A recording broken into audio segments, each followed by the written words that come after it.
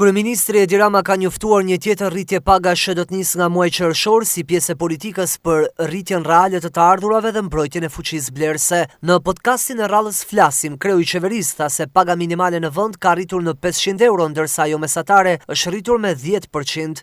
Po këtu bëhet fjalë për çka na ka munguar si mekanizëm, jo sepse nuk e kemi ditur mungesën, por sepse s'kemi mundur të adresojmë mungesën si pasojë e pamundësisë, e mungesës së mundësive të ekonomisë. Njëkohësisht qeveria ka vendosur indeksimin e pagave në sektorin publik çdo 2 vite për të përballuar ndikimin e inflacionit. Sot që ekonomia na ka dhënë mundësi të reja, ne kemi vendosur të indeksojmë pagat në sektorin publik çdo 2 vite, me mekanizma shtesë për kategori të ndryshme dhe kësaj të korrektojmë impaktin e inflacionit mbi pagën për mësuesit, për mjekët, infermierët, punonjësit e policisë, ushtarakët dhe administratët. Vëmendje veçantë është kushtuar sektorit të shëndetësisë, nga qershori mjekët do të përfitojnë deri në 18.000 lekë shtesë në muaj, ndërsa infermierët dhe teknikët rreth 12.000 lekë, si dhe pagesa më të larta për turnet dhe përvojën. Mjekët e urgjencës do të trajtohen në të njëjtin nivel me të tjerët edhe për sa i përket rojeve, që janë një ngarkesë ekstra, ndërkohë që shtesat konkrete do të arrijnë në 18.000 lekë në muaj për mjekët dhe 12.000 lekë për infermierët dhe teknikët, shoqëruar me paga më të larta për turnet dhe një sistem të rivlerësimi për përvojën. Është një ndryrje drejt për drejt aty ku përgjegjësia është më e lartë dhe ku sistemi kërkon mbështetje të përditshme.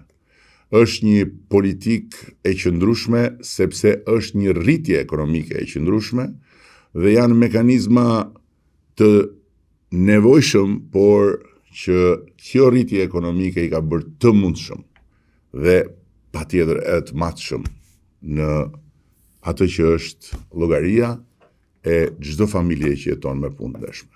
Rama ka prezantuar dhe skemën e re për rritjen e përvitshme të pensioneve, sipas si rritja e bërë në janar do të pesëfishohet deri në 2030. Paralelisht qeveria po përgatit edhe një shtyllë të dytë të sistemit pensioneve, që do të funksionojë si skemë komplementare.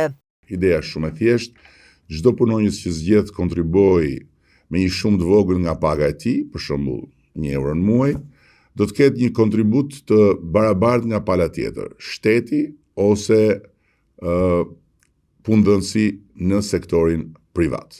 Në këtë mënyrë kontributi dyfishohet dhe muaj pas muaji krijohet një fond individual i cili i shtohet pensionit që përfitohet normalisht nga kolona e parë, skema e parë ekzistuese. Kjo nuk është absolutisht diçka alla shqiptare, sepse ne nuk bëjmë të tilla, po mësojmë nga përvojat më të mira dhe përpiqemi të sjellim këtu modele të sprovuara.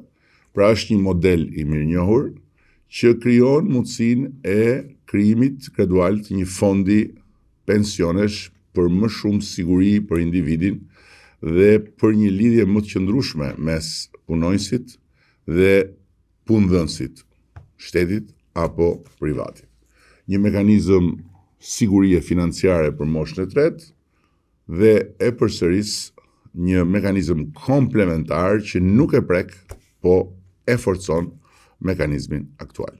Kryeministri u ndal edhe tek procesi i integrimit në Bashkimin Evropian, teksa njoftoi se Shqipëria do të marrë një raport për prokurimet publike të realizuar nga instrumenta profesionistë Bashkimit Evropian. Ai ka rikujtuar që në 13 prill, ditën e hënë, do të zhvillohet në Tiranë samiti i diasporës. Shqiptar nga gjithë bota do të jenë në kryeqytetin e Tiranës, ku sipas kryeministrit vëmendja gjatë këtyre ditëve do të jetë tek historitë e tyre të punës, përkushtimit dhe suksesit.